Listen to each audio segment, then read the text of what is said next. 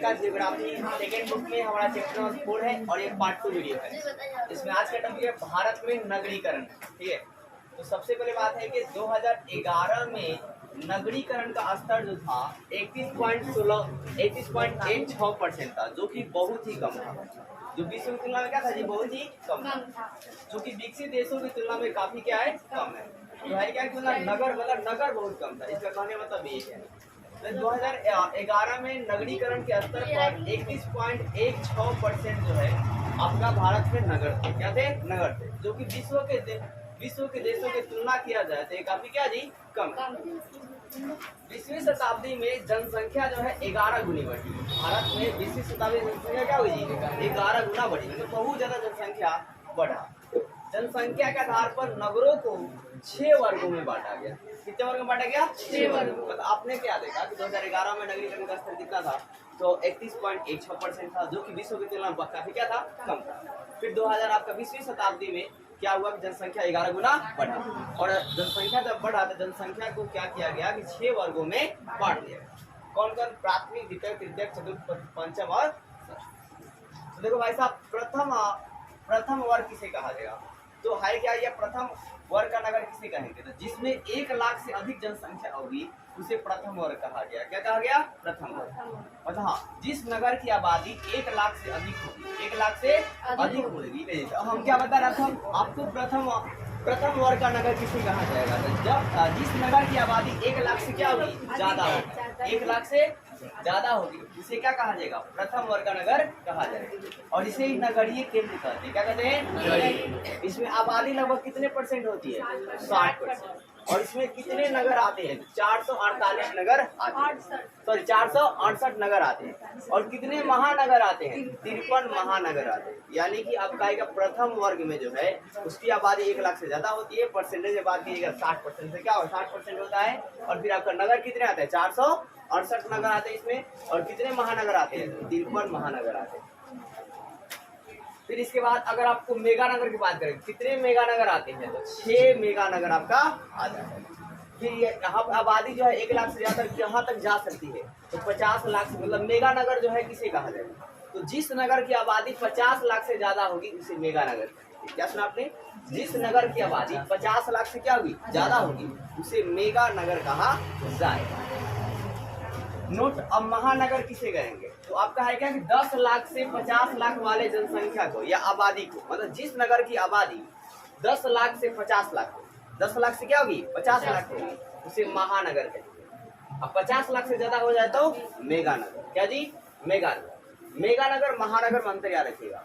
इसमें क्या है भाई, 10 से 50 लाख आबादी रहेगा जिस नगर की, उसे क्या बोलेंगे? महानगर। और मेगा नगर में भाई 6 से क्या जी, मतलब 6 लाख क्या होते हैं, 50 लाख से क्या होगा, ज्यादा होगा, उससे हम लोग क्या बोलेंगे? मेगा नगर। और एक और देखिए, मेगा नगर जैसे प्रमुख मेगा नगर कौन कौन है? तो बम्बई। क्या जी? बम्बई। उस समय इसकी आबादी कितनी थी भाई साहब? 1 करोड़ क्या जी, 882, 1 करोड़ 84 लाख। 1 करोड़ कितना जी? 84 लाख। तो 1 करोड़ का मतलब कितना हो गया भाई साहब? 10 लाख ऐसे हो गया, 10 लाख क्या जी हो गया। ध्यान, अब आगे देखो भाई साहब। तो इसके बाद जो है ना, मुंबई के बाद कौन कौन आपका मेगा नगर है? तो दिल्ली है, कलकत्ता है, चाइना है, बेंगलुरु है, और क्या जी, हैदराबाद है। क्या जी? हैदराबाद। दिल्ली, कलकत्ता, चेन्नई और क्या, बेंगलुरु और हैदराबाद। अब आगे देखिए, स्मार्ट सिटी मिशन सुना इधर आपको? स्मार्ट सिटी मिशन, ये बात क्या था भाई साहब? तो शहरों को बढ़ावा देना, शहरों में सुरक्षा की व्यवस्था करना, शहरों की साफ सफाई को ध्यान देना, शहरों के मतलब पर्यावरण को बिना नुकसान पहुंचाए शहरों को आगे बढ़ाना, उसे कहा जाता है स्मार्ट सिटी मिशन। क्या कहते हैं जी? Smart city mission. तो आपने स्मार्ट सिटी मिशन में क्या देखा कि शहरों को इसमें बढ़ावा देता है, और शहरों को इस तरह बढ़ावा दे रहा है, मतलब आसपास के वातावरण को साफ सफाई रखना है, और फिर आपको मतलब प्रकृति को कम नुकसान पहुंचाए बिना शहरों को और भी आप आगे बढ़ा सकते। अब देखिए, द्वितीय का नगर किसे कहा जाएगा? तो जिस नगर की आबादी 50 लाख से क्या दी, सॉरी 50,000 से क्या दी, ज्यादा, ये मतलब 50,000 से ज्यादा और 1 लाख से कम होगी, उसे द्वितीय नगर कहा जाएगा। और जिस नगर की आबादी 20,000 से ज्यादा और 50,000 से कम होगी, उसे तृतीयक नगर कहा जाएगा। और जिस नगर की आबादी 10,000 से ज्यादा और 20,000 से कम होगी उसे चतुर्थ नगर कहा जाएगा। जिस नगर की आबादी 5,000 से ज्यादा और 10,000 से कम उसे पंचम नगर कहा जाएगा। और जिस नगर की आबादी 5,000 से क्या बाजी कम होगा उसे षष्ठ नगर कहा जाएगा। अब देखिए है क्या कि ये तो था कि नगरों का वर्गीकरण आपको जनसंख्या के आधार पर बांटा गया था कितने भागों में 6 भाग। अब इसी प्रकार नगरों के प्रकारात्मक वर्गीकरण मतलब आपका है क्या कार्य के आधार पर नगरों को कितने भागों में बांटा गया। तो नगरों को निम्नलिखित भागों में बांटा गया कार्य के आधार पर। पहला देखिए प्रशासन शहर या नगर। क्या सुना? प्रशासन शहर या नगर मतलब जहाँ पर प्रशासनिक अधिकारी होते हैं वैसे नगर को प्रशासनिक नगर कहा जाता है। जैसे कि दिल्ली, जैसे क्या जी दिल्ली, जयपुर राजस्थान, ठीक है। और चंडीगढ़ तो क्या है चंडीगढ़, दिल्ली, श्रीनगर, जयपुर और क्या जी गुवाहाटी, ये सारे इलाके क्या है प्रशासनिक नगर है इंडिया के। अब है क्या औद्योगिक नगर। तो जिस नगर में उद्योग ज्यादा होते हैं उसे औद्योगिक नगर कहा जाता है। जैसे क्या भाई साहब मुंबई, क्या जी मुंबई, सेलम, कोयम्बटूर, मोदीनगर और क्या जी जमशेदपुर और क्या उंगली, ये सब क्या है औद्योगिक नगर है। यहाँ पर उद्योग क्या देश ज्यादा होते हैं। अब है क्या परिवहन नगर। क्या सुना? परिवहन नगर तो है क्या जिस नगर में परिवहन ज्यादा होती है उसे क्या होते हैं परिवहन नगर कहते हैं। और ये परिवहन का जो पैटर्न है ना सीधे बंदरगाहों से होता है। किससे होता है? बंदरगाहों से होता है। अब है क्या देखो भाई साहब जैसे क्या कंडला, कोची, क्या जी कांडला, कोची, दो को बनाना कंडला और कोची।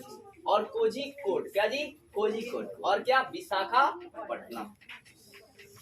अब वाणिज्यिक नगर तो इनका है क्या व्यापार से संबंध होता है। मतलब जिस नगर का संबंध ज्यादातर व्यापार से होता है उसे हम लोग क्या बोलते हैं वाणिज्यिक नगर कहा जाता है। अब ये जो है कलकत्ता, सहारनपुर और क्या सतना। अब क्या खनन नगर, सुनिए ध्यान से, खनन नगर जिस नगर में खनन कार्य ज्यादा होते हैं उसे खनन नगर कहा जाता है। जैसे रानीगंज, क्या जी रानीगंज, ठीक है कोयला वाला इलाका है। फिर क्या छड़िया, ये भी कोयला। फिर क्या डिंगोई, ये तेल खरकाना का है। फिर क्या अंकलेश्वर, सिंगरौली, ठीक है। अब तो है क्या कि गोरियासन जिसे छावनी भी कहा जाता है। अब ये गोरियासन या छावनी कहा होता है भाई साहब अम्बला, जालंधर, मद्दू, बगीना और क्या जी उधम। इसके अलावा भी आप याद रखेंगे कौन कौन क्षेत्र है। तो देखिए इसके बाद आप याद रखेंगे धार्मिक और सांस्कृतिक नगर। मतलब जिस नगर में आपका है क्या तीर्थ स्थल होते हैं उसे हम लोग क्या बोलते हैं धार्मिक स्थल कहा जाता है। जैसे कि भाई साहब बनारस क्या है एक धार्मिक स्थल है। मथुरा, अमृतसर, मदुरई, पुरी, अजमेर भी क्या जी एक धार्मिक स्थल है। तिरुपति, कुरुक्षेत्र, हरिद्वार, उज्जैन की राजधानी माहेश्वर। अब देखो शैक्षिक नगर जिस नगर में आपका शिक्षा का केंद्र ज्यादा होता है उसे क्या बोलते हैं शैक्षिक नगर कहा जाता है। जैसे कि आपका रुड़की, बनारसी, अलीगढ़, पिलानी, इलाहाबाद इत्यादि। पर्यटन नगर जिस नगर में पर्यटन ज्यादा होते हैं उसे क्या बोलते हैं पर्यटन नगर कहा जाता है। अब जैसे क्या नैनीताल, मंसूरी, शिमला और जोधपुर, जलेमपुर इत्यादि। इतना आप याद रखें।